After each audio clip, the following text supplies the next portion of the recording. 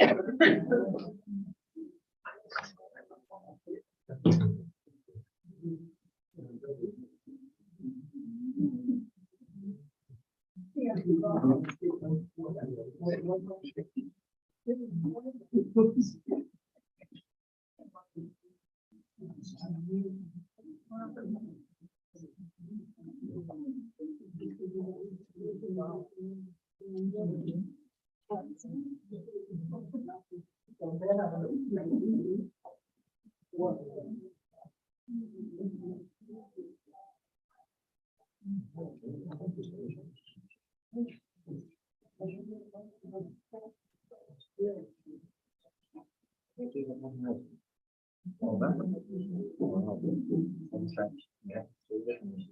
then just throw it out. So by the end of the month, I'll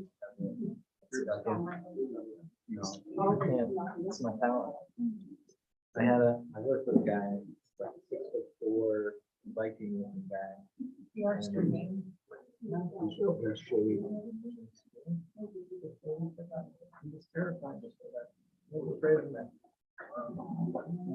Okay, good evening, everybody. I'd ask to stand for the pledge to the flag.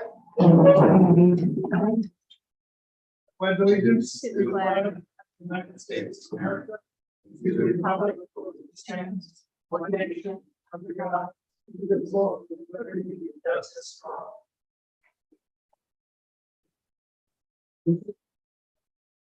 Town clerk to do the roll call, please. Councilman Coleman. Here. Councilwoman Allen. Here. Councilman Paddock. Here. Councilman Sneesa. Here. Supervisor. Here. First, I'd like to apologize if I begin coughing. I am still suffering from COVID 3 weeks ago. Tested negative for several weeks now, but the remnants of the cough remain. So my apologies. If I start coughing too much, I'm going to ask Councilwoman now to take over the chairing of the reading of the items. The first item on the agenda tonight is presentation of the 2023 preliminary budget, after which we will open a public hearing for residents to comment on the budget. So hopefully the font will be big enough that you'll be able to see. So our preliminary budget, I want to start out first with what the budget process is. In September, the supervisor sends spending and revenue for the January through August to each department head, along with budget requests. And they are submitted back to the supervisor in mid-September by the various department heads. By law, by September 30th, the supervisor prepares a tentative budget based on those requests. It's filed with the town clerk. The town clerk then presents it to the town board within 5 days of filing. Then the town board reviews, they can make changes, and they adopt the preliminary budget. That happened through a series of 4 meetings that the town board met, where we went line by line through expenditures and revenues.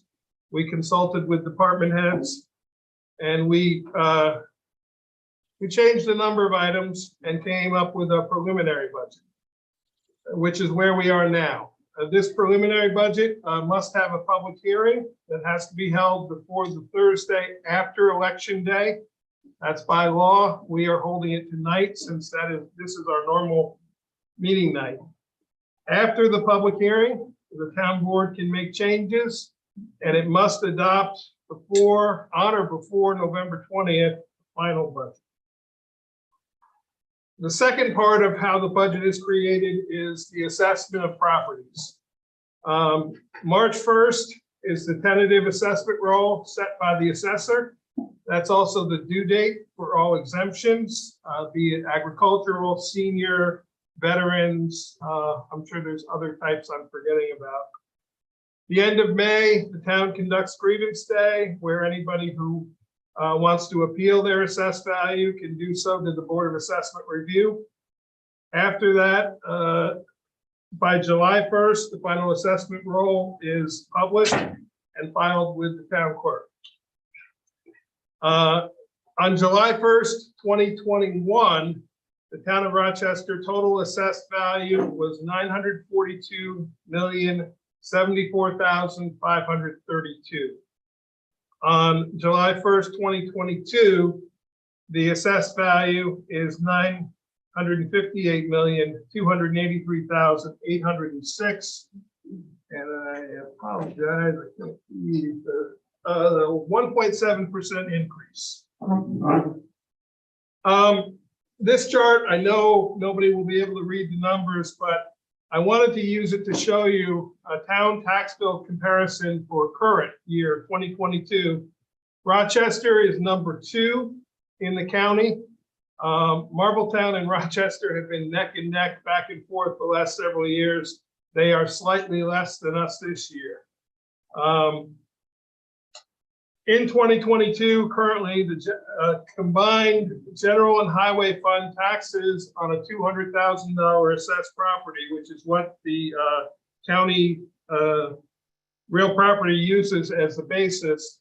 Marbletown is paying $391.66 on that $200,000 property. For comparison, Rochester is $408.50. Gardner is $431.36.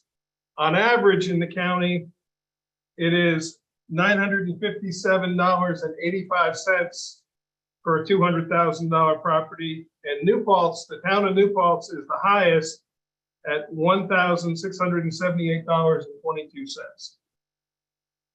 In 2023, what is being proposed with this preliminary budget is a $10.92 increase to $419.42.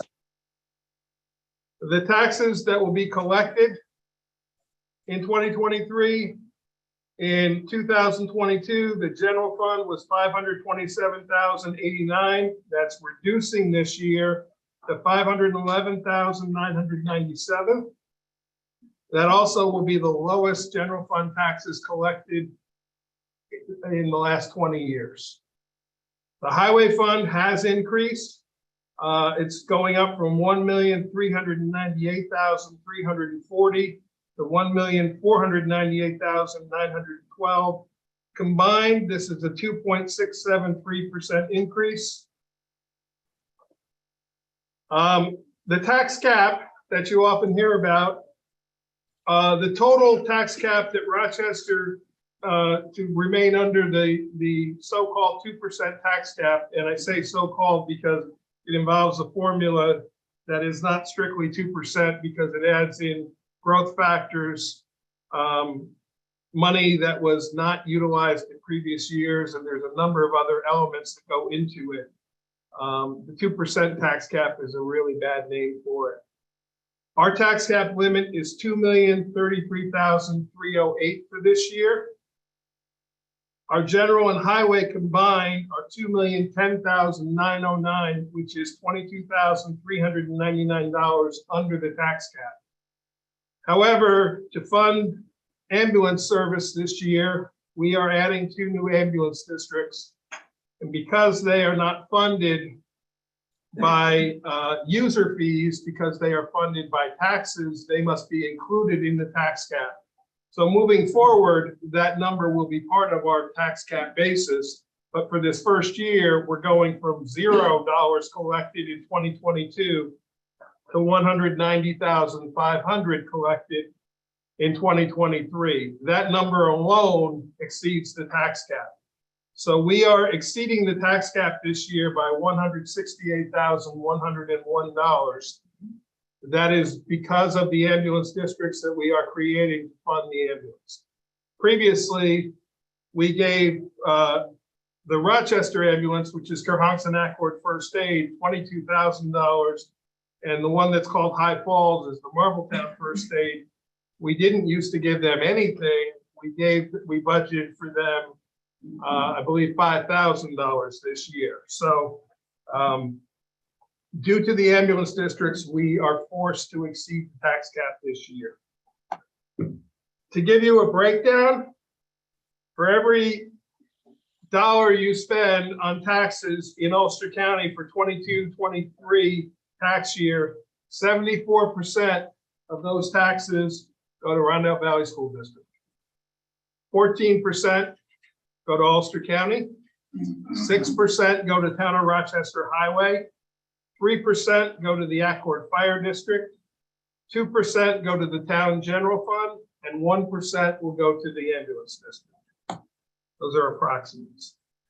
The general fund breakdown, the expenditures between 22 and 23 are increasing by 9%. However, the revenue is increasing by 12.1%. This is due to use of some of the ARPA funding. We also are applying 20% of our fund balance that we have collected over the years and putting it back into the tax levy. So $320,000 of the tax levy is being paid for from the town's fund balance. General fund revenue, the biggest revenue source is property taxes. However, that is only 19.27%. This shows you some of the various percentages. Our fund balance, which is that $320,000 that I was talking about, is 11.42%. Property rental, that is the rental that we get for the cell towers and for the solar facilities. That makes up 10.25% of our revenue each year. Mortgage tax, this year we were very, very lucky in that there's been a lot of changing of properties and mortgages. So we 11.42% of our revenue is mortgage tax. Sales tax is 8.92, and then the various other sources are made up of smaller increments. The 14.6 is department income. That is things like planning board fees, zoning board of appeals fees, building permits, those things. That also includes the revenue that we get at the transfer station, that department income. On the expenditure side, 37.9% pays for general operations of government. 15.76% goes toward employee benefits. General environment, which is primarily our transfer station and our code enforcement office department, make up 12.03%. Culture and recreation makes up 10.65%. The debt service, Rochester has only $100,000 in debt currently. That was money that was borrowed to do the repair on the Millhook Bridge culvert. We borrowed 150. We paid off 50,000 of it this year. We're paying the balance off next year, and that makes up the 10.71%. So on the general fund, the proposed taxes, as I said, are $511,997. This is a 4.51% tax decrease, which equals on that $200,000 house, $5.04 decrease in taxes. Looking at highway fund, the expenditures are going up considerably. There's a 17% increase in spending. However, there is a 32.2% increase in revenue. That is due to the Bridge New York money that we are receiving from the federal government. That's $355,000 that we are receiving to replace the Boyce Mill Bridge, of which we are responsible for 5% only. The federal government is paying 95% of the cost. So that is the reason that our expenditures have gone up, is the outlay of that money as well as our revenue. Also, expenditures are going up in the highway department. Fuel is one of the biggest expenses. The cost of oil and asphalt has gone up considerably. Surprisingly, the cost of salt has gone down. Jeff Fry tells me, however, in general, most of our costs on highway are increasing kind of at the same level as inflation. Showing you our highway revenue sources. 56.5% of our highway revenue comes from taxes. There's not a lot of ways that highway can have other sources of funding. We do utilize our CHIP state aid as much as possible. This year we budgeted $625,000. We anticipate that the governor in April will fulfill that number. That makes up 23.5% of our revenue. The Bridge New York project, as I mentioned, is 13.4% of our revenue. The general fund is, as I said earlier, is giving $1,000 to the highway fund to pay off that debt. So that is 3.7% of the budget. And then various smaller percentages. We are only utilizing approximately 19,000 of fund balance in the highway side because the fund balance is not that great anymore in the highway. That's due to new equipment we purchased over the last few years. But our fleet is much newer these days. Expenditures. The biggest expenditure, 20% or 19.3, is permanent improvements. That's the work we do on the roads. New resurfacing, new guardrails. Permanent improvements is anything that has a lifespan more than 5 years. Employee benefits, again, make up almost 16% of the budget. The Boyce Mill Road Bridge will be 14% of that expenditure this year. Machinery, keeping the trucks on the road, is 13%. Snow is 7%. We're hoping we have a light snow year, and we will find out. But you see that there's no one item that makes up any large expenditure. So the highway fund, unfortunately, has a 5.379% increase. That equates to $15.97. As I said before, combining that with the general fund is about a $10 to $11 increase. The ambulance district funds, we have dedicated $175,000 in taxes for KFAS, $15,500 for Marbletown First Aid. Marbletown will cover the area of the town that is primarily the High Falls zip code in the Algerville area. KFAS will cover the remaining portion of the town with the exception of Yeagerville, which is covered by Ellenville Rescue. The assessed value comes out approximately the same on that. It is 20 cents per thousand for the Rochester Ambulance District and approximately 23 cents per thousand for the High Falls. So on a $200,000 property, the ambulance tax is $40.29 in the Rochester district. The High Falls is $45.63. This is very difficult to see, but if any of you got the agenda, this chart is on the front page of the agenda. So I'm just calling out the lighting districts. Due to fund balance that has accumulated in the lighting districts that occurred when many of the streetlights were changed over from incandescent to LEDs, and the town continued billing the same amount of money for over a period of about 5 years.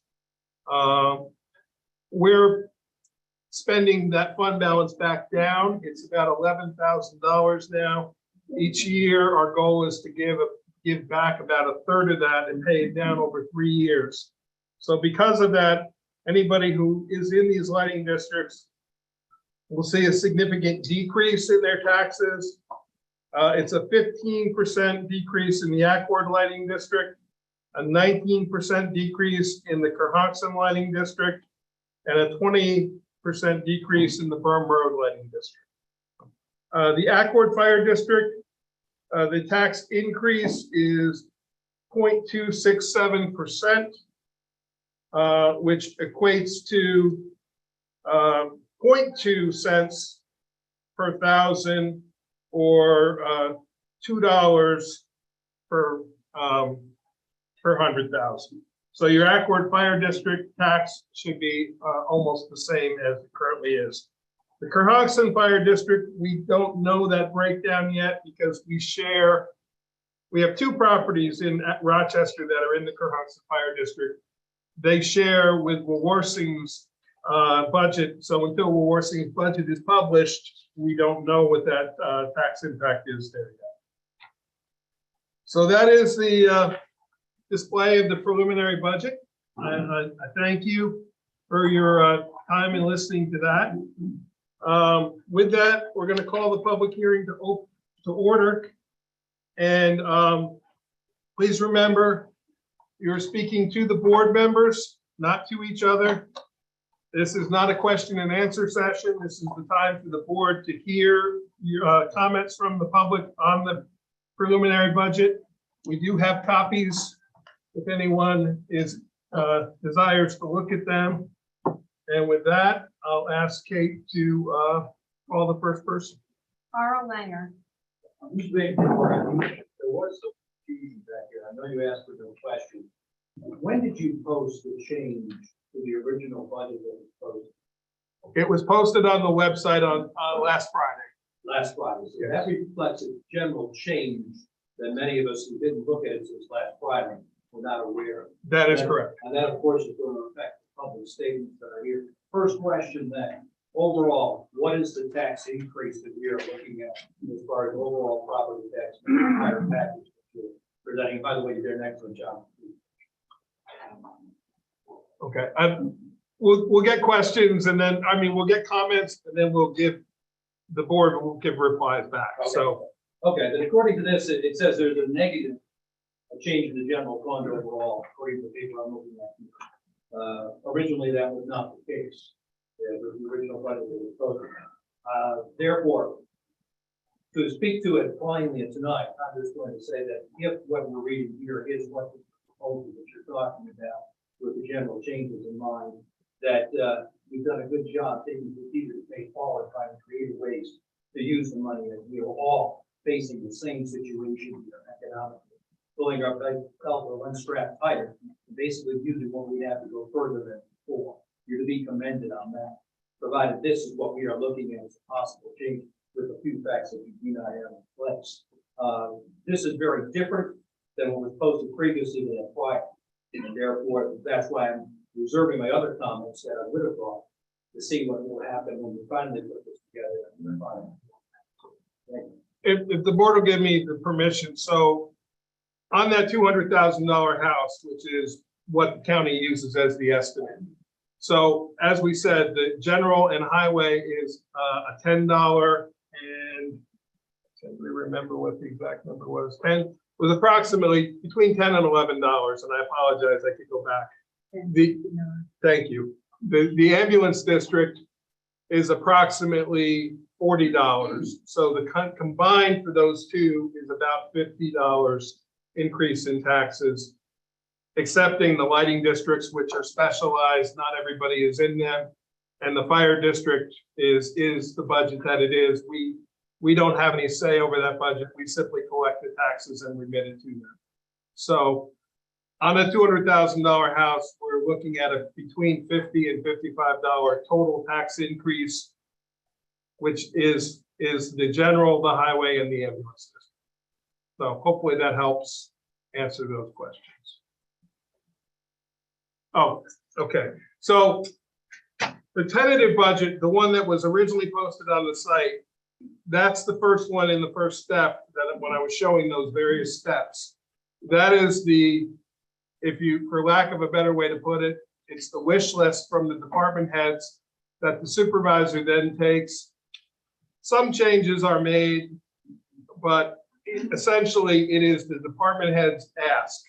That's the budget that's posted on September 30th. You may have seen in the newspaper a report of a 25% increase in spending. What that newspaper article did not talk about was the 22% increase in the revenue side due to grant funding, due to use of ARPA money, and due to the Bridge New York projects. So sadly, the headline you saw was 25% increase in spending. We've offset it with those 22%. So that is the tentative budget. The board then meets through the month of October to create the preliminary budget, which was filed with the town clerk.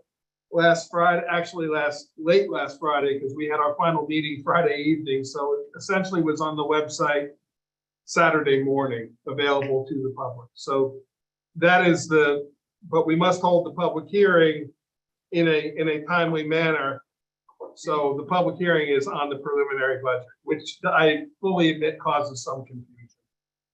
So hopefully that explains some of that. Okay, next person.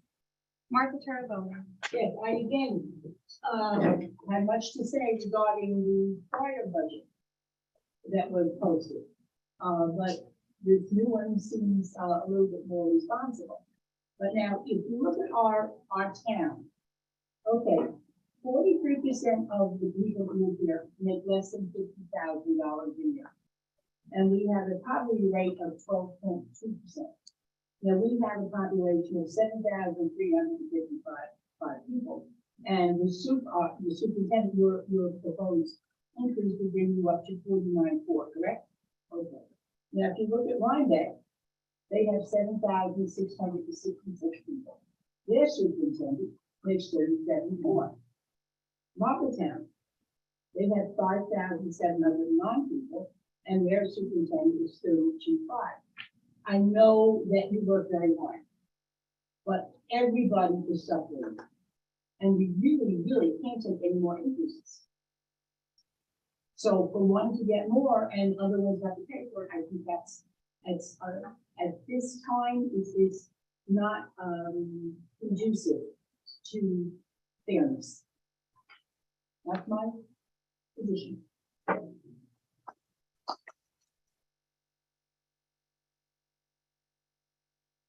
Roxanne Blanchard.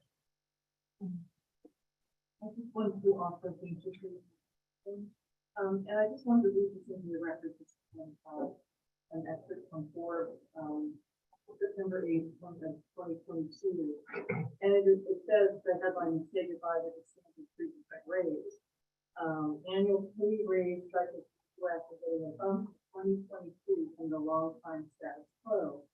The increases have gone up from what had been 3% for many years, says David blah blah blah VP of consulting at salary.com.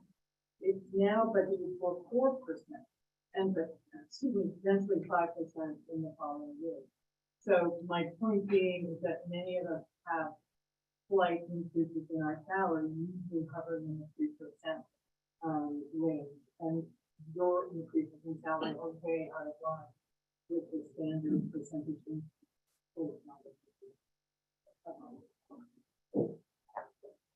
Be having the few.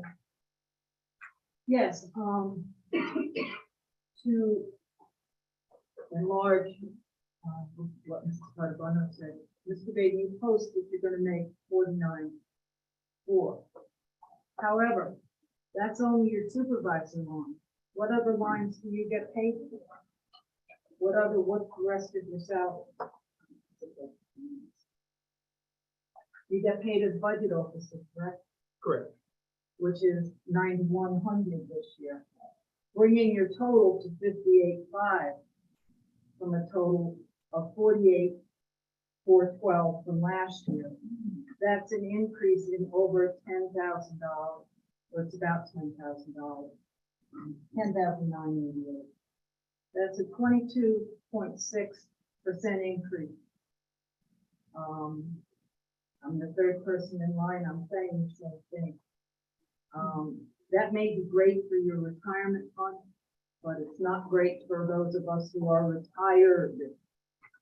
It may add to yours in the future, whatever tier for New York State retirement you're in, but it doesn't help those of us who are now paying again almost $4 a gallon, and fuel oil is $7 a gallon.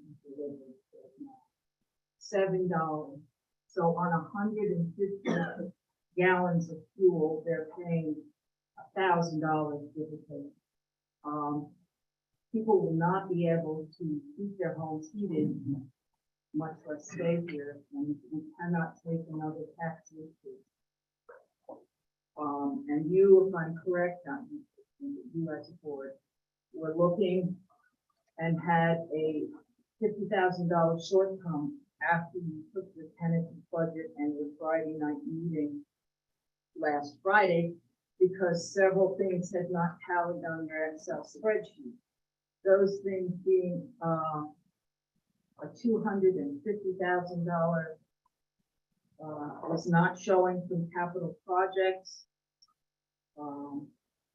There was a $300,000 expenditure not showing. And your shortfall at that point was $50,000. I believe, although some of the tape is inaudible, even though I put it on closed caption, because Mr. Coleman was wearing a mask, what I was getting was not the same as what would have been reported as a money meeting for sure. You came out $50,000 short. Now, did that money come out of contingency? And if it did, I bet we can find 8,000 of it just by cutting the salary, if you're requested. And that's just part of it. And I think if we look other places, because although on this form that you've submitted to us this evening, where it lists the income or have submitted or showed us in your report, it does show the income for the town clerk as well. And it shows her wage at $52,364. However, she has at least 3 and maybe 4. I'm not sure if the records management, will tell me this because I'm not sure of this anymore, is included in this, but in her salary as well, there's 3 more categories that gets added into that. And if she indeed takes a historian, which I'm not sure she does not, that brings her total to $60,612. However, her increase is only 6%. The highway super, whose money is reported accurately, since he only draws, as near as I can remember, been sitting up front, he only draws salary from 1 line in the budget. And his salary is it 2? He is the transfer station supervisor. Okay, then I don't have that figure, so he is $5,200. 32? 52. 52. $100 per week.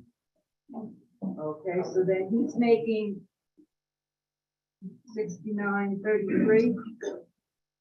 So what's reported on that front page as people's wages, if you don't dig deeper in the budget, you don't get the whole story. Now, I had his salary figured at 1.9, and this raises it up a little bit. I'm not quite sure what it is. And for, well, it's 69,000 from whatever it was last year. Again, I don't have last year's figures, so I cannot make the comparison. I was only comparing the 2 1 lines. But in any case, what's reported there is not always what's allowable in the budget by state law, because there are different lines in the budget that the administrators can take. The council, with their increase, would be getting a 10.6%. If I'm correct, they got 62.40 last year. This year they're looking for 60 now. I have no comment on that because their meetings are at the call of the supervisors. So anyway, they have to attend. They have an increase or get reprimanded severely by the health trustee on that. So if you're basing, I'm not sure what a part-time week is, and I know this is like watching paint dry, but anyway, if you're at 35 hours a week for 50 weeks of the year, allowing you a 2-week vacation, that's 1,750 hours. At 58.5 for the upcoming year, Mr. Baden, at 30 hours a week, you can make $39 an hour.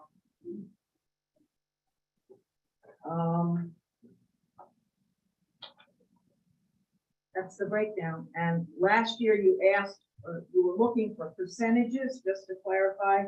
This percentage is only changed by 0.4%.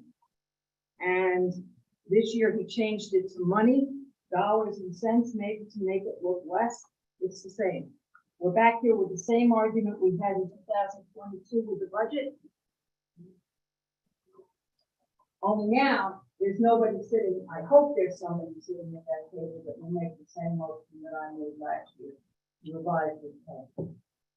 Thank you.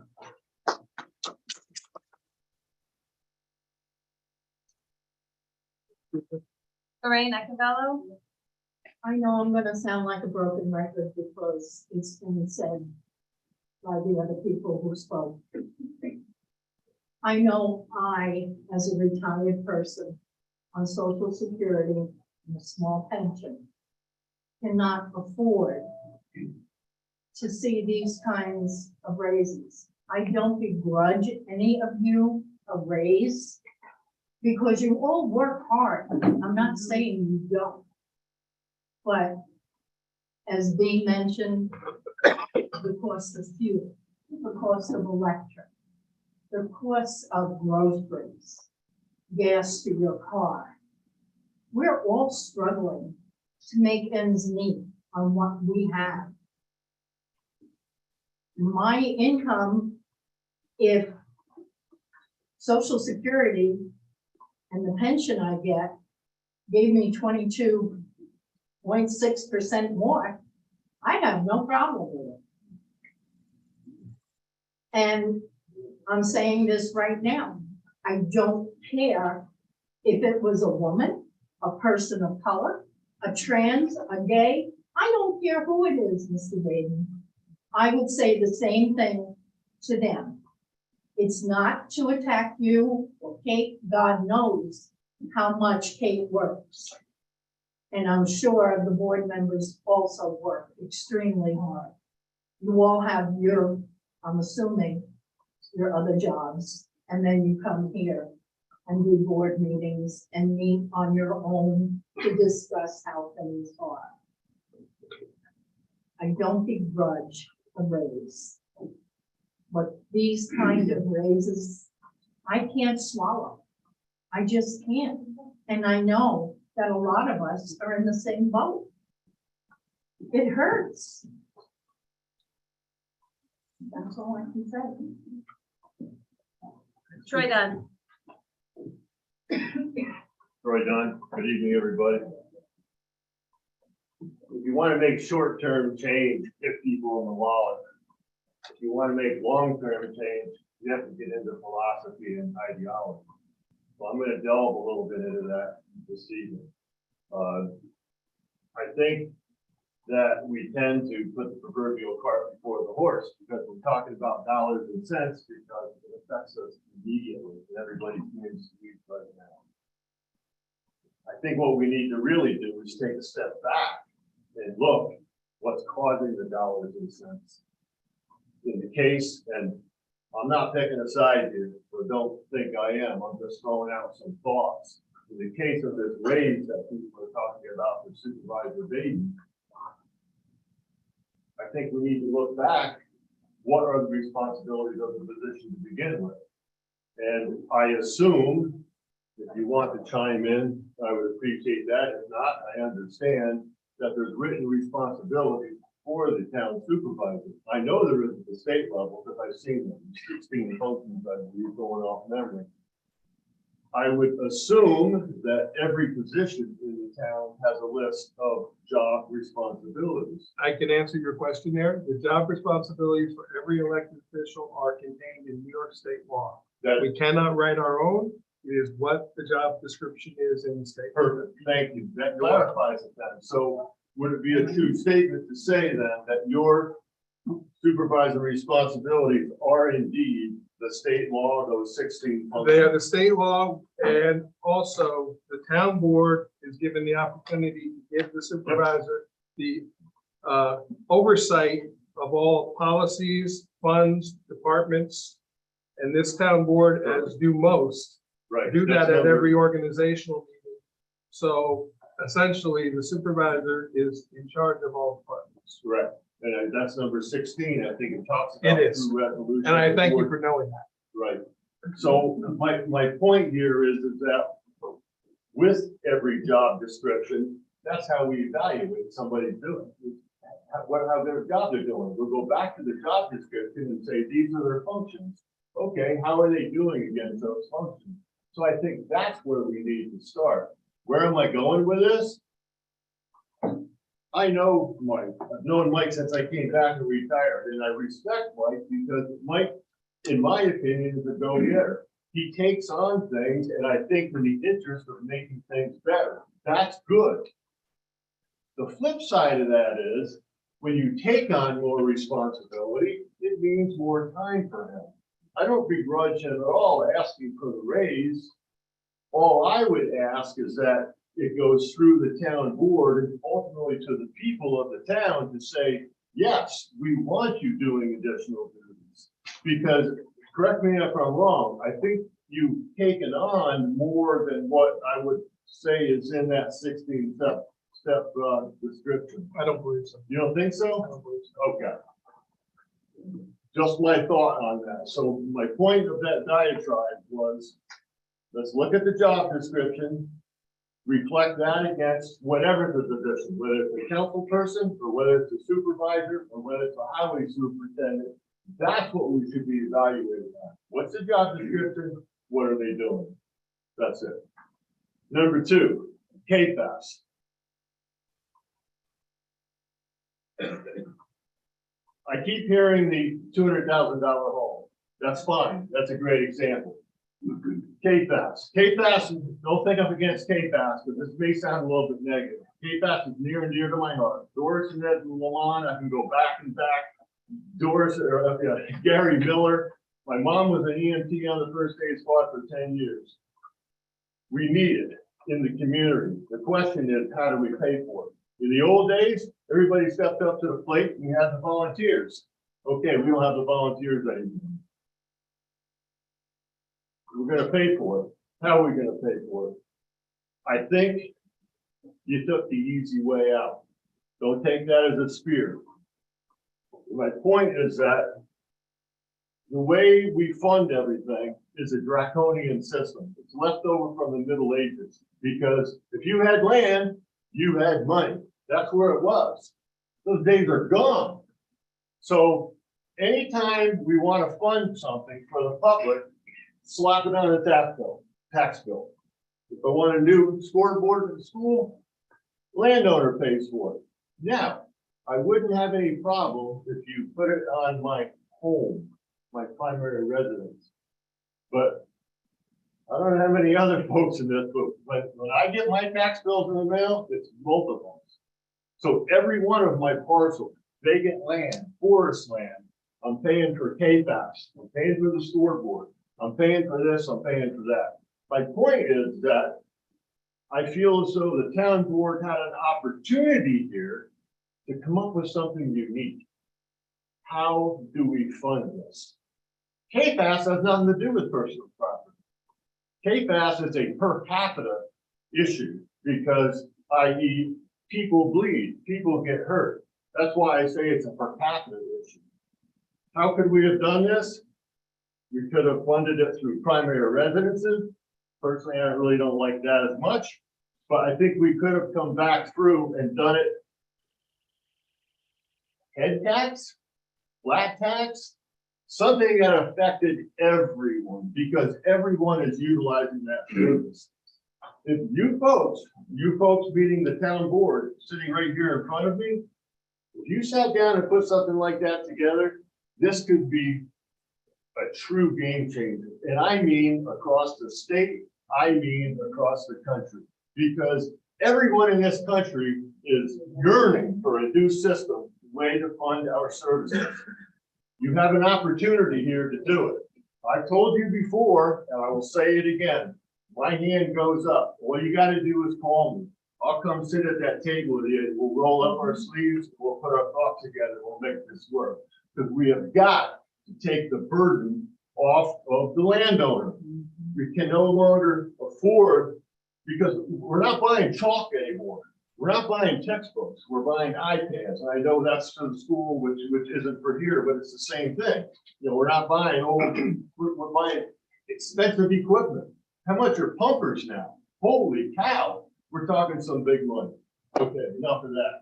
Third and final point. short one, I'm sorry, is, yeah, maybe I'm a redneck up in the woods and people probably thinking, wow, it must be bad, you got Troy out of the field. But the point is that I never knew about the KFAS thing. Bad on me, because I don't read the papers.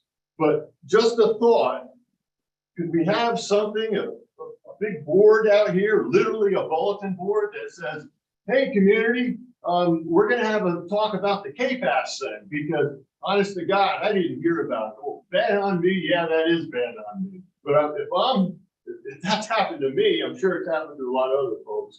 Just a thought, a true community bulletin board or something. Yeah, take a swing through. Hey, what's any hot items? Because sorry to say, that's the time I come out when we get some hot items going. So that's it. That was my 3 points. Talking about that, KFAS, and then notification, better notification.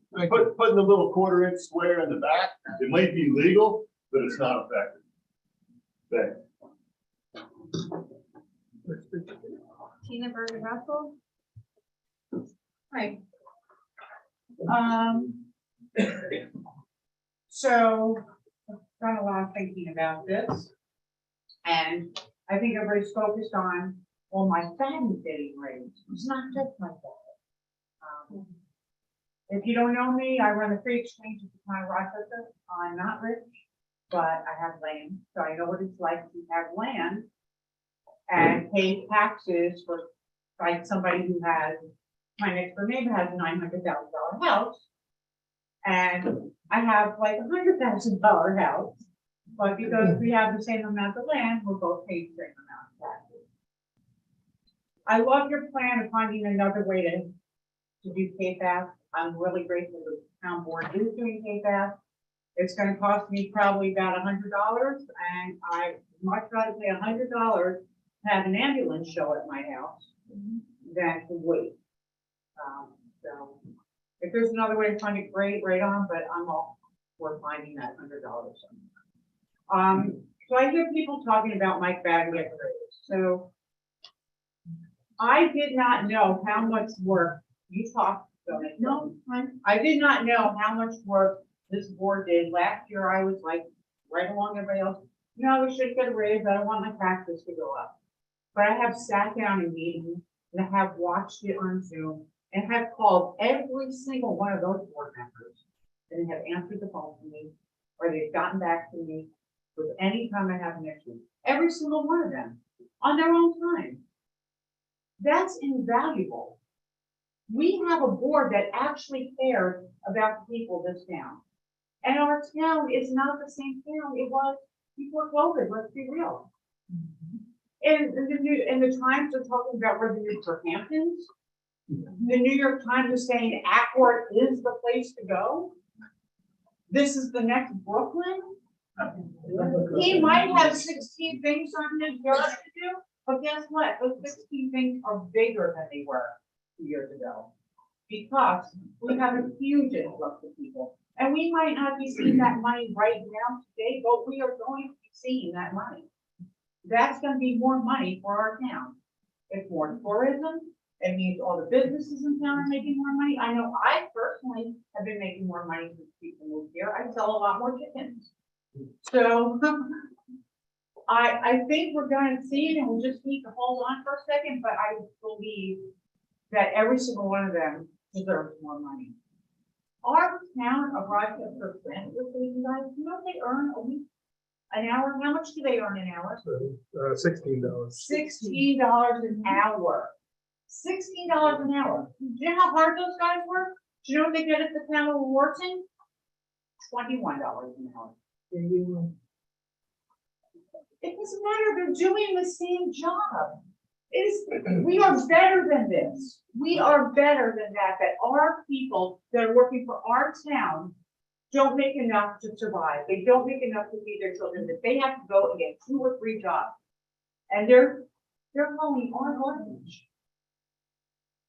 And I'm ashamed.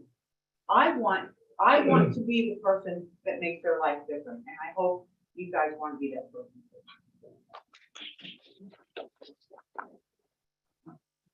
Seth Woodbury. But to the board, obviously, nothing that, you know, if there's anything else, but heard a lot about, you know, everybody talking about pay increases and stuff like that. The fact that people get paid different jobs because they do those different jobs just means that if we have to outsource that somewhere else, it's still gonna get paid, it's still gonna be an expense. So if he's not budget officer, we have to pay somebody to be budget officer. Just because he's not getting the money, doesn't mean the money's not coming in. And that's just my point, is that we have these expenses, we have these jobs that need to be filled. If the jobs aren't filled, they get swept to the wayside, then it's time for account. No one wants that. So if it's going to be to the point to where, you know, we're like, oh, well, you shouldn't be paid for doing these 3 jobs, even though you're doing those 2 jobs. You should only be paid for the 1 job. Well, then they're only going to do the 1 job, and suddenly to find out who's going to do those other jobs that they're no longer doing. And you have to pay them. So the expense, like I said, it's still going to be there. Just a matter about who's doing it. And I'd much rather it go towards somebody who is taking it on themselves, like passionately and concerned about it as a town, you know, our supervisors, our elected officials, things like that, our town board members, but that's who we trust, and that's why we put them in those positions. So I think that it's wiser to trust them and have questions and ask for, you know, explanations than to sit there and try to micromanage them, like, and decide what we're gonna do based on what we need as individuals. Because we're a town. It's not about our individual needs, it's about community. And that's just how I feel about it. Chris Hewitt. Everyone who has said this, and I am so happy to represent all of you.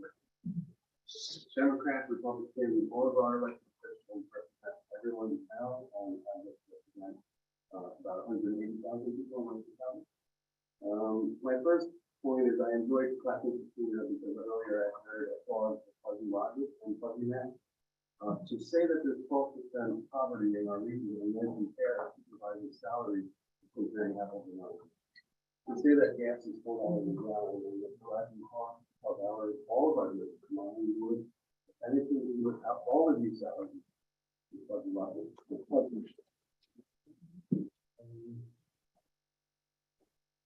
So I have a question.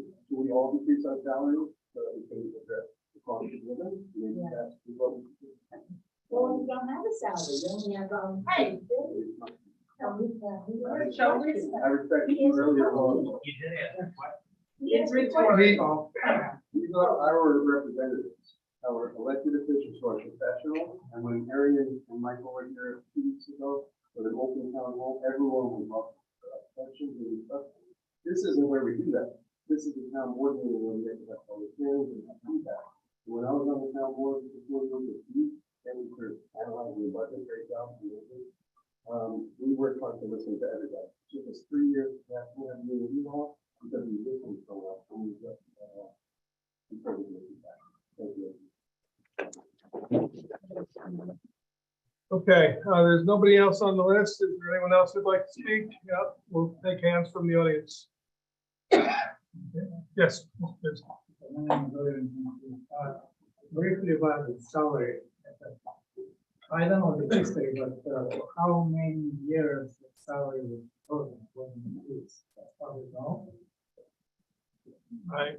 I'm not sure exactly how many, but I know of at least 5 years where the previous supervisors did not take raises. Okay. But my main point is I want to speak about code enforcement officers. And I'm curious if the board was considering workforce there and if there's sufficient power to enforce all the codes the town has, and now new laws to the rise coming in the future. And if they not enforce it, basically going to left in the paper waste of time.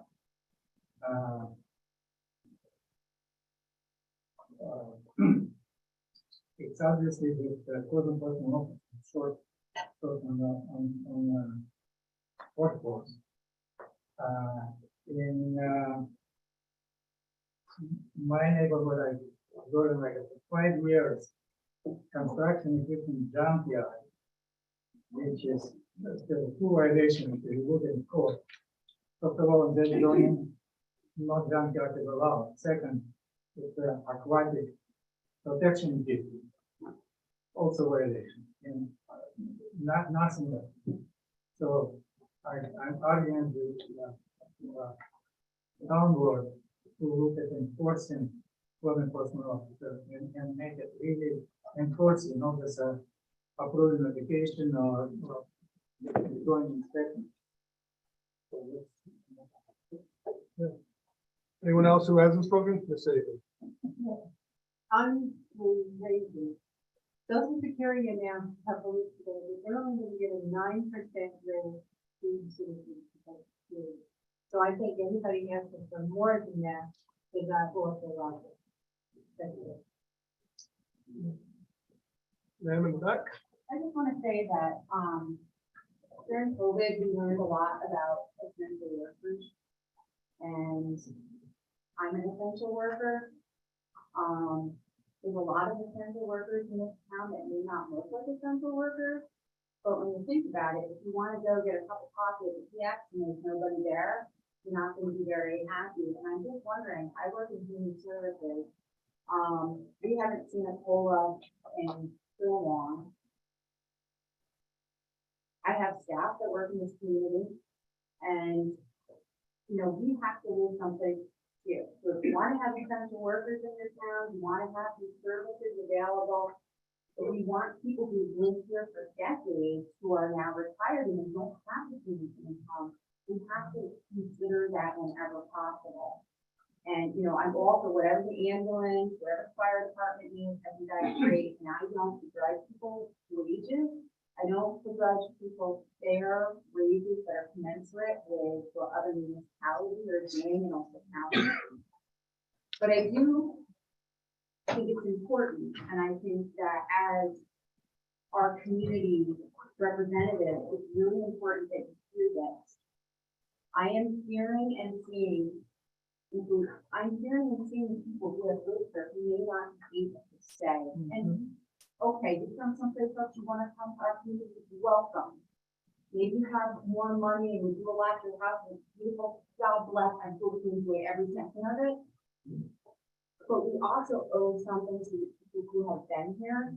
And also, if you want somebody to help your parent, your child who may have a disability, if you want somebody to show up, you know what, yeah, we could be paying people as the transfer center. But all of that gets factored in, and I don't want to see my job coach who works for me, who owns the house in the town of Rochester, have to get rid of it. I have people who can't find places to live anymore. So what I'm saying is that you can't solve all those problems, but you can be sensitive, and you can, regardless of what you want to say about how hard can you work. I work a lot harder than I have to. So if you're working harder for our town than you have to, then thank you, and I really appreciate it. But if there's 16 points to the job description, then we also need to look at what are they doing in Marble Town? What are they doing to our left? What are they doing to our right? How do we do that? Because if we just focus on, okay, work hard, then what I'm hearing is that the folks who are here who may not have the same income, who may have contributed to this community for a decade, maybe their whole lives, I'm hearing that fall on deaf ears in some circumstances. And that's not where this town is from. And I don't know where this town is gonna go. And it's great we're in the New York Times, blah, blah, blah. We were great before that. And it was on the backs of a lot of these folks who are now retired. Please don't forget that. And that's what I ask. Please try to be equitable. Please think about the farmers. Because if you wanna eat, guys, and you don't wanna get yours from the Midwest that's now owned by Bill Gates and the Chinese, please, you write up in the brochure, oh, farm country. You know what? Those farmers are paying high taxes and the milk price is low. And so I am begging you to please take care of yourselves. I want this to be equitable for you, but I really want you to think about our neighbors too. And I ask you, I tell you, I beg you to look inside yourself and make sure that you're looking at that and make sure, great, get a raise, but please make sure you're not doing it on the backs of people who have less.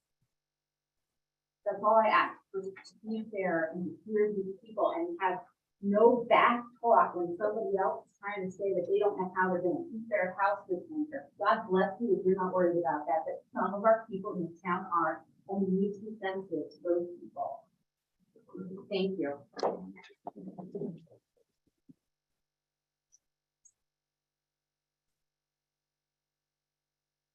Let me have everybody speak first once in the back. Jerry Buenino, those of you who don't know, I am your Director of Emergency Management. But I'm not here to speak of that as much as I am, as such, a volunteer to this town. I've been so like 15 years, 15. Let's do it. As long as I've been retired as a federal agent who got a little bit ill from this thing called the effects of 9/11. Because I was there for 2 months. So my lungs are shot, my heart isn't much better, but I'm still standing. And, I've been here this year, owner of this town, in this town, 50 years, half a century. My plan is, my dog that died because of the work we put in 9/11, died of brain cancer. He's buried on one side in front of my house. And my last black lab, also named Jake, he's on the other side. There's a special spot in between where I hope to be put there between those two faithful friends of mine and 2 labs. And I don't even know, I saw some money things come up. Mike and I spoke just a few weeks ago over a couple issues after the storm about the fires that took place. I went down to a meeting, took place with the fire we had up in the dumps, and how that luckily, Mother Nature helped us out a lot. And Mike wasn't even aware that they had a meeting down there, came through to me, went to the meeting down at Ellenville School. And I'm just letting you know that I'm proud to do this for this town, because I love this town. And I love being in this town, and I'm kind of looking forward to, when my final day of peace comes, being buried there for my best friends in this town, which are my 2 dogs, and staying there. This is sad though, because this conversation just came up last night while we were having dinner. My daughter, who was named after my father who died 9/11, and my real woman partner, by the way, and my wife, who works up here, Cindy Buenino, at the hardware store. Cindy, this past year or 2, because of all the work they put in, being an essential worker running that store, putting out propane tanks so people had heat and so forth, Cindy got a $1 an hour raise for doing that work. And my wife does not make $20 an hour running. And any of you who've been in that store knows my wife runs that store. And her sister, my sister-in-law, is also an essential worker. My point is, rarely do I have nothing to say. Those of you who know me, last night, I didn't know what to say to my daughter and my wife when they said, "Dad, we're gonna go by your wishes to be between the 2 jails, but we don't know if you'll even be living here when you go, because we may not be able to afford to be here." I have a brand new tenant in a place that I built years ago and decided way back 30 years ago when I built a little log cabin just down the road from us. I just didn't like who was coming that was gonna buy it. So I don't think this whole thing since COVID is something brand new. We go through this. When IBM bailed on us, and this happened, and the economy hits the bottom and all, these things happen. For those of us up here, for some of us who actually look forward to it, pulls everything back. Price of gas goes crazy, people may not come up from the city. I came from the city, yes, but I'm gonna die here in the country. I couldn't wait to get out, especially the work I did in law enforcement. This was my safety valve. I'd go in the woods and hunt, and I would read a book where I fall asleep, because that was my relaxation, going in the woods and hunting. I still have, thank God, my 30 acres of land that I can hunt on because we're losing places to just go out in the woods because there's houses all over the place. One just sold around the corner from us, granted, Marble Town, but within hundreds of yards of this town, $1.75 million. To this day, this is months ago, nobody's been in that house, which is really, I don't know about you guys, but $2 million for a house and nobody be living there? Wow, that's kind of scary. My whole point is this. If my wife and daughter, who I swear they'd be here to take over the Flanino legacy up there on that hill on Deertail Trail. If they're talking about not being able to stay here, because everything, and it's not about Mike, Dayton, and myself, I consider us, as Troy said, we're friends, are we not, Mike? And I have been, and he knows, politically and other ways, very supportive. I've been supportive of the town board because my wife, as Mike knows, sat along with the hugging the few on that town board.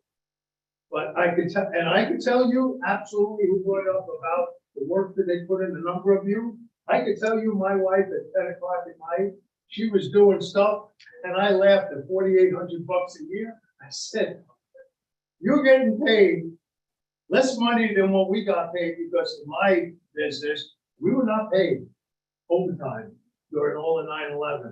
And you want to know something? There wasn't one of us who would tell you that we weren't paid enough because you couldn't pay us to do what we did because we did it. Because on September 12th of 2001, this country was about us, about America. Everybody had no problem with the first responders, whether we were cops, whether we were firefighters, where we were putting the Band-Aids and the tourniquets on the people who survived that horrible day. But we were all Americans. And what's sad right now, we're losing this, and this is how I'll simply close this. I only hope that this board does what is the right thing, and I do hope, because I got a brand new tenant in my house, and the first thing this young man did, 27 years back, he is over here, or he's not over here, but he's in a fire training class right now. And this young man became a volunteer in this town. And I promise this young man, it ain't about the money. I want somebody to be in that house that's gonna be a part of this community. This young man has showed me he's a part of the community. But guess what I had to tell him? 5.5% school tax going up, and I know what Roy brought up. Guess what though? You've got to put all of these things together, as this young lady said before. When you put it all together, everybody is hurting in some way.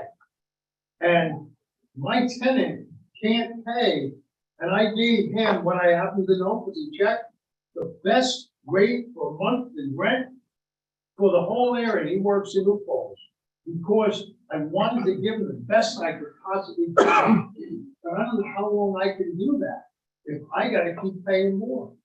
My insurance on that house went up $300 this year alone. That's before the hurricane devastated the state of Florida. Well, God knows when it's going to go up.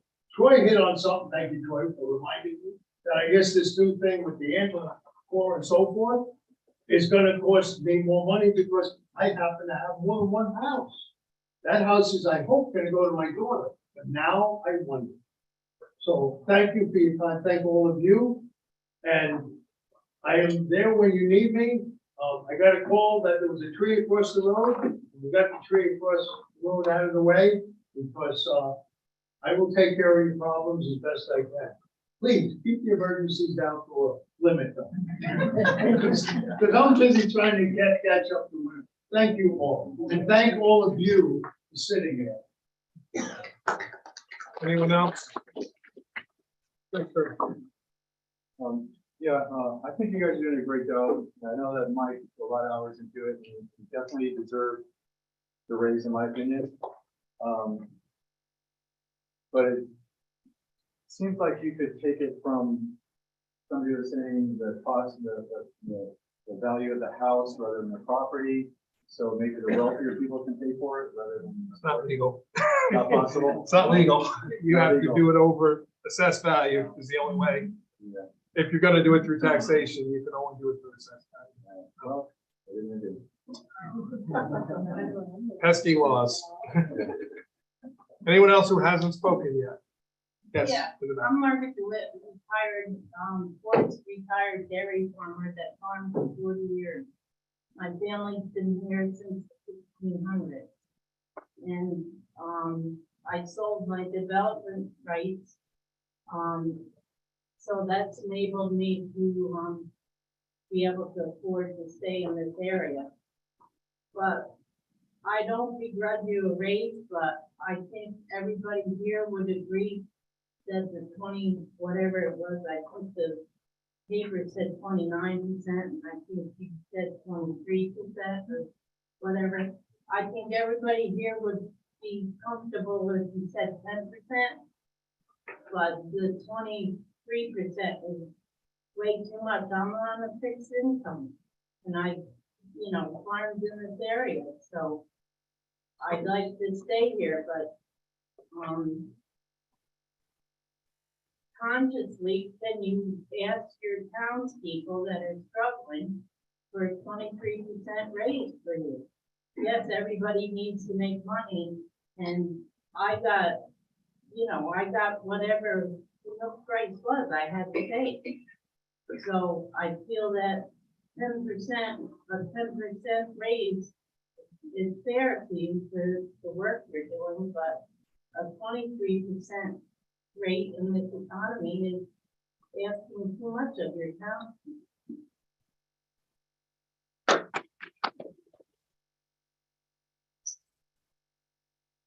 You get anybody who hasn't spoken yet?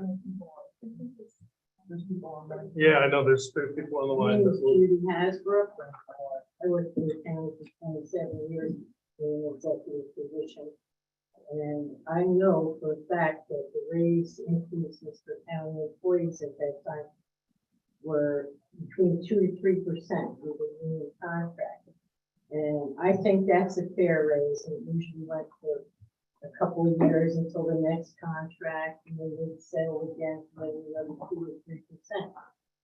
To me, that seems like a more fair way for these folks to get an increase in pay, but it would be over a period of time, and it would be more affordable to us on fixed incomes.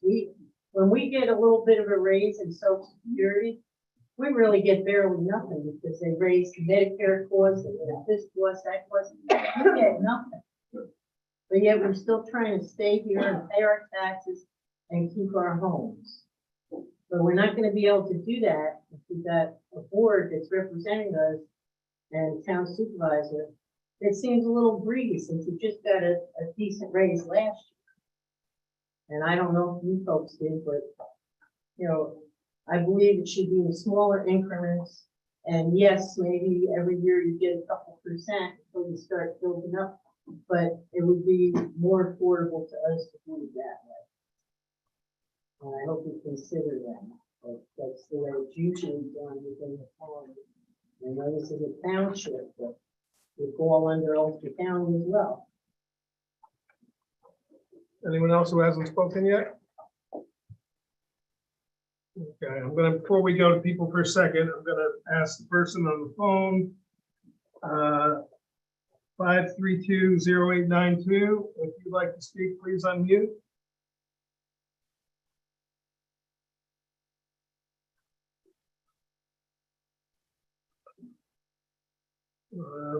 Person on the phone, 532-0892, do you wish to speak?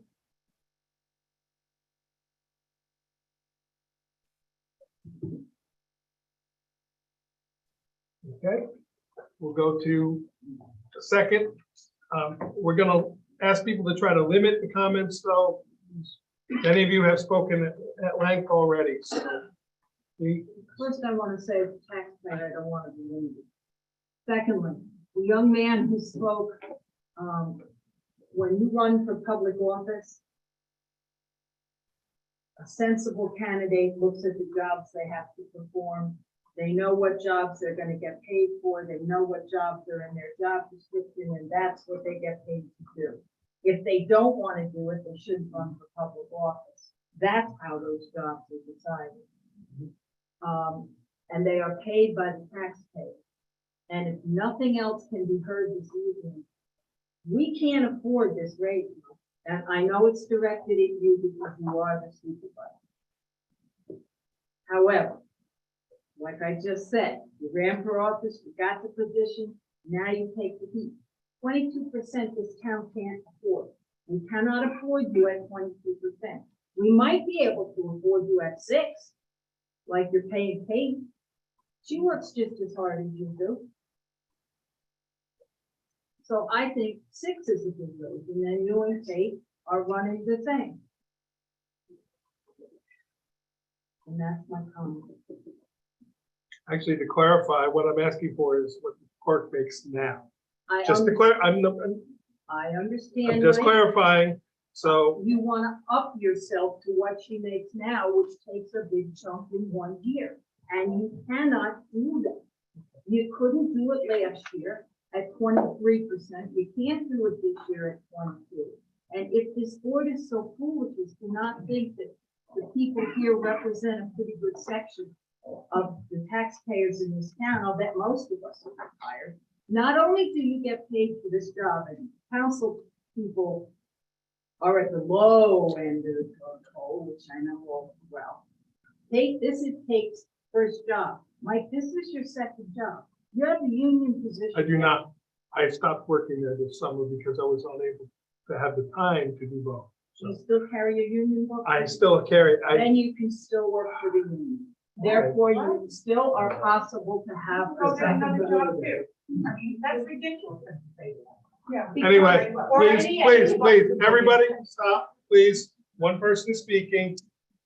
I was just clarifying the facts that I do not have a second job anymore. And when I did, it was for 4 months out of the year. So Well, I'm just clarifying. Okay, I want the facts to be correct.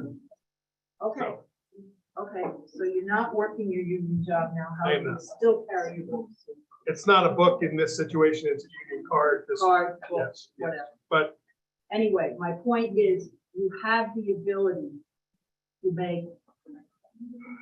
This is a part-time job. You took this as a part-time job. It was never been voted on in a referendum as a full-time job. Never. If you're doing your 16 points, as Troy pointed out, in state law, we're all grateful for that, but it's part of your job. If you've expanded it to more of your own volition, that's on you. I know you work hard. I know you do. But you don't work hard enough to make more money in one fell swoop than a lot of us are ever gonna see in the rest of our lifetime, and that includes me.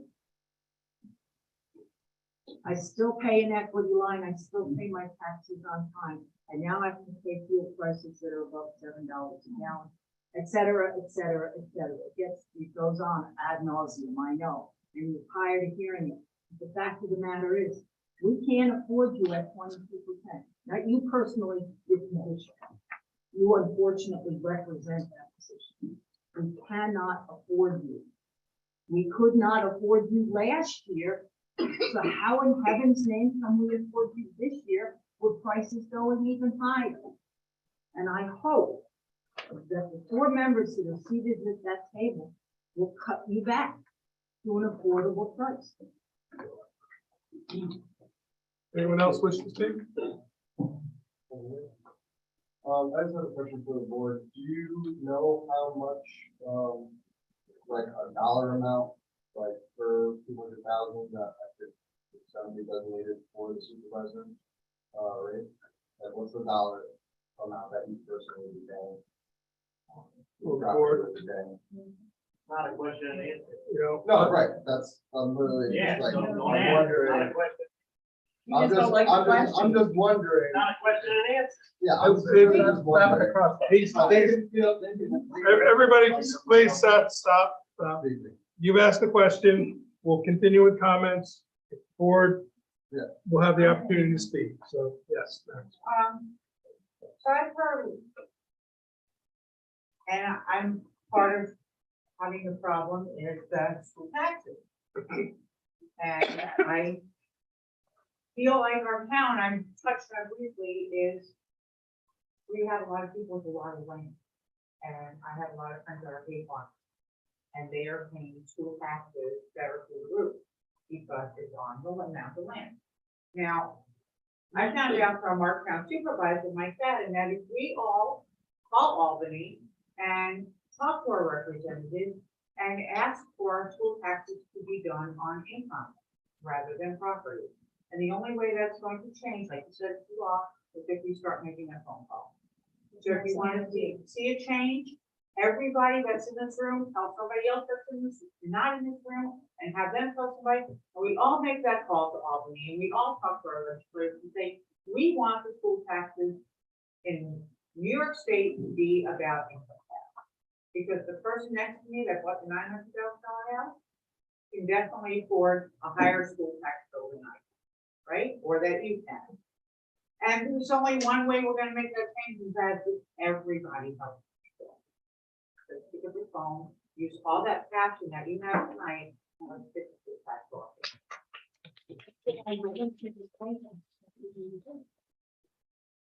Okay. Yes, Ms. Avery. In the town of Warrington, Marble County, Rosie, their supervisors requested 6% raises, and their population and things are pretty much the same as ours. So in view of all that, the 6% to me sounded pretty fair to not that. They've got just about similar things that we have. Okay, anyone else? Okay, I'd ask for a motion then to close the public hearing on the budget. I'll make that one. Have a second? I'll say. Okay. All in favor? Aye. Opposed? Next, we have a public hearing scheduled on the exceeding of the tax cap.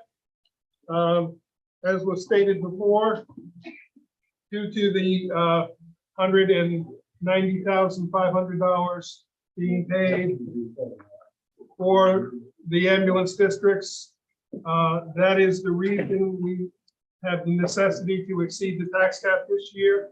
This will be a one-year thing. We have never exceeded it before. I do not intend to do it ever again.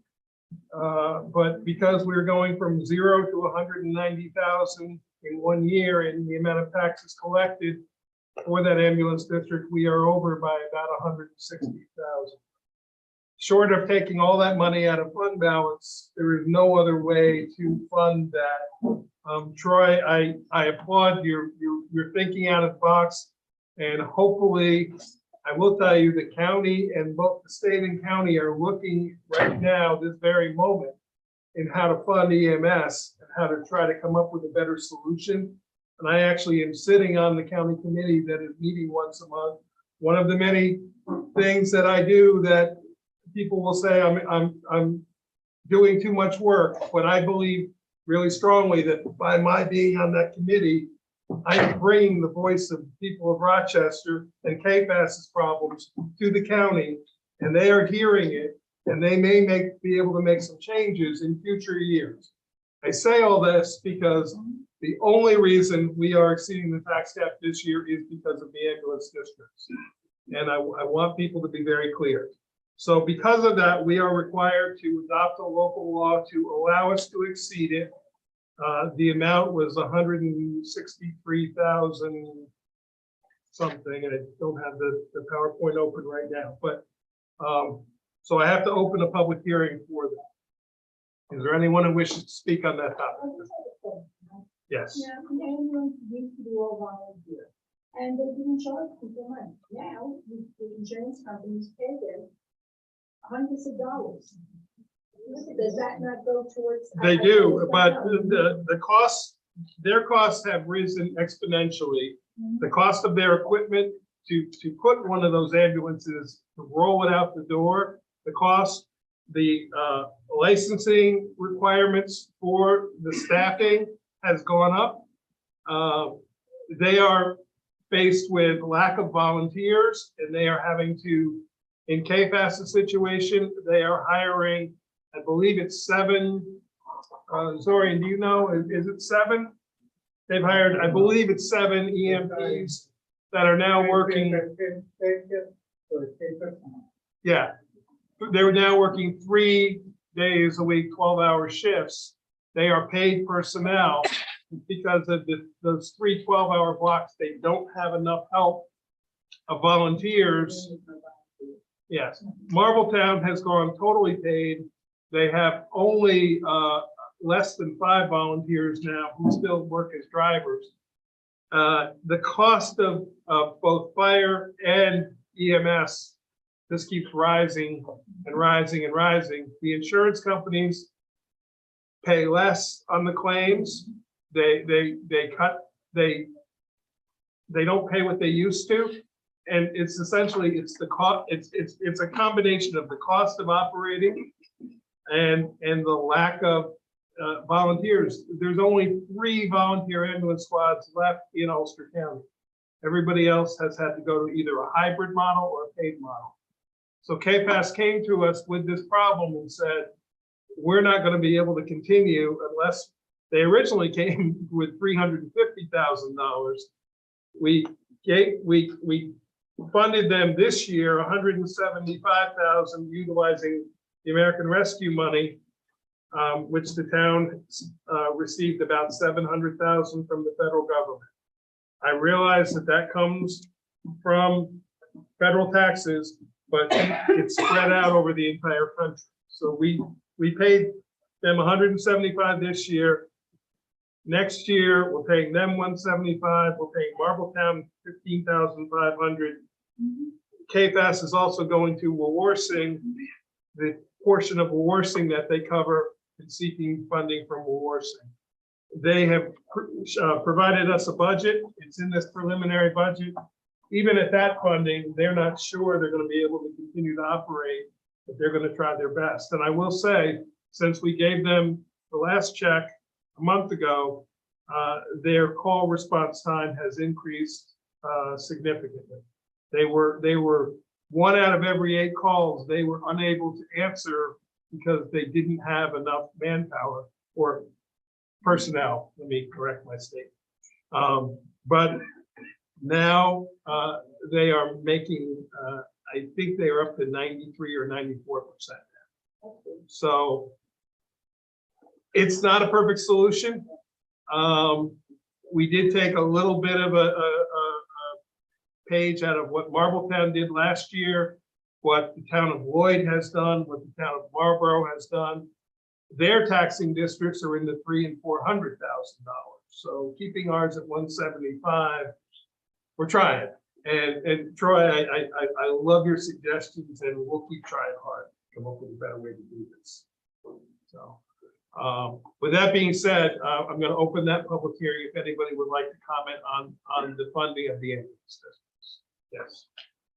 Does a commission have to be formed prior to the tax being collected or after? Not in the first year. Not in the. In the first year, the budget is set. We have a resolution or a discussion item tonight to form the commission that would be then formed for the 2023 year. This ambulance district takes effect January 1, 2023. We just had to include a number in our budget this year to fund it in taxes. So yeah, so the commission is up for discussion tonight for forming it for 20. Yeah. Anybody else? Yes. Not exactly to the tax cap issue, but just carrying on with that same thought we had before. And again, this might be bad on me because of my lack of being out there. I mean, I didn't even go to schools, as you said, but so I never know what's going on in the town. But the ideas of funding, with, let's face it, that's the real issue. You know, the rest of it, that's the outcome. You know, that's the end product.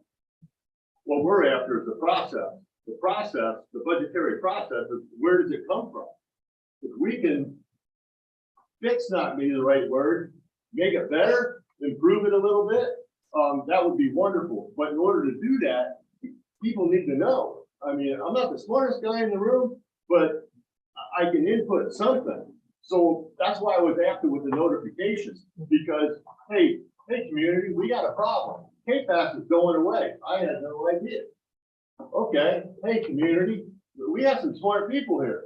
Got some not so smart people too, but everybody's involved. Everybody could be invited and say, how are we gonna solve it? And you might really be surprised on what we come up with.